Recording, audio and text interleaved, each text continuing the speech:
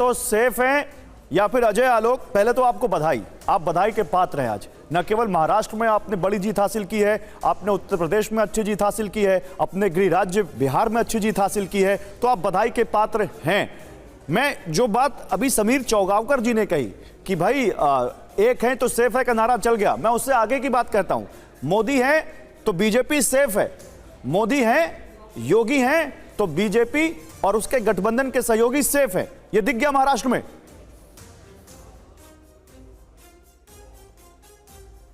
देखिए, महाराष्ट्र ने एक अभूतपूर्व जनादेश दिया है। ये जनादेश क्या कहता है?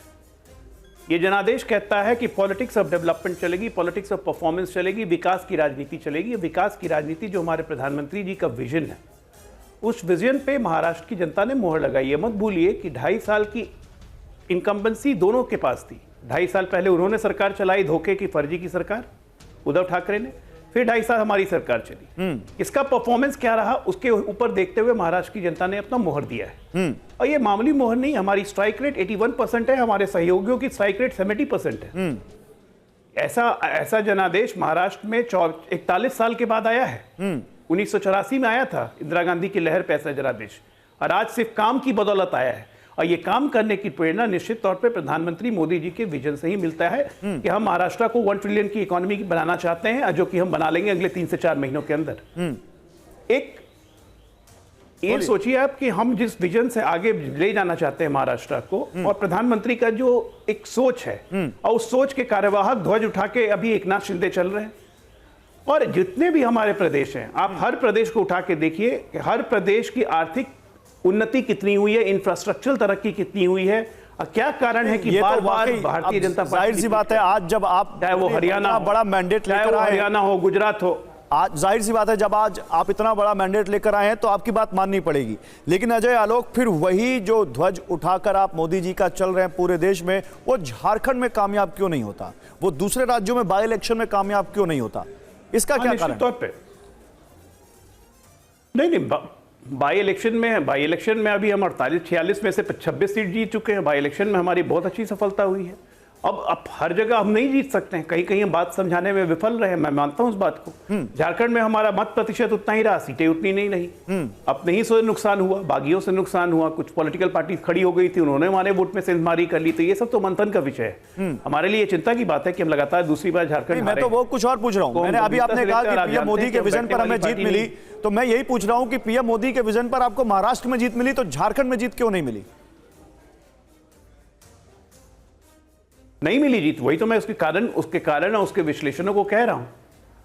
ऐसा तो है नहीं कि हम हर जगह जीतते चले जाएंगे, एक छत्र राज हो जाएगा। हम वहां पे जनता को समझाने में जरूर विफल रहे हैं। स्थानीय तौर पे कहां पे हम पे चूक हुई, इसका विश्लेषण हम करेंगे, उसको इंप्रूव करेंगे। हम 24/7 पॉलिटिकल पार्टी है, हम हार में विचलित नहीं होते हैं, जीत में वो तो है, आप घमंड नहीं आता हमें। बिल्कुल सही काम करेंगे भारत और जनता के लिए काम करेंगे, जनता की आवाज बन के खड़े रहेंगे।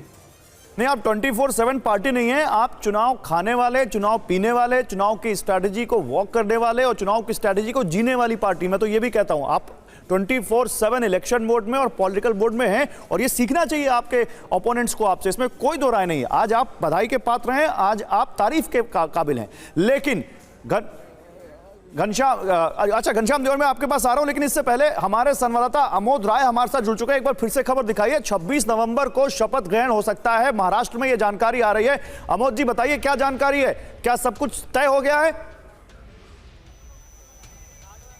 गौरव, जो हमारी जानकारी है उसके मुताबिक 25 तारीख को विधायक दल की बैठक महाराष्ट्र में बुलाई गई है, और 26 तारीख को शपथ ग्रहण होगा वहां पे, क्योंकि 26 जनवरी को ही संविधान दिवस है। और बीजेपी एक मैसेज देना चाहती है कि जिस संविधान को लेकर कांग्रेस और राहुल गांधी दर जा रहे थे, हर कंस्टिट्यूएंसी में जा रहे थे, और जिसका कहीं ना कहीं लोकसभा चुनाव में बीजेपी को नुकसान भी हुआ, अब वो संविधान दिवस के दिन ही महाराष्ट्र में सरकार बनाना चाहती है, क्योंकि महाराष्ट्र में उस संविधान के प्रति को दिखाकर जिस तरह से वोट लिया गया था, जिस तरह से बीजेपी को नुकसान हुआ था, तो ये कमबैक एक तरह से है बीजेपी का और महायुति का।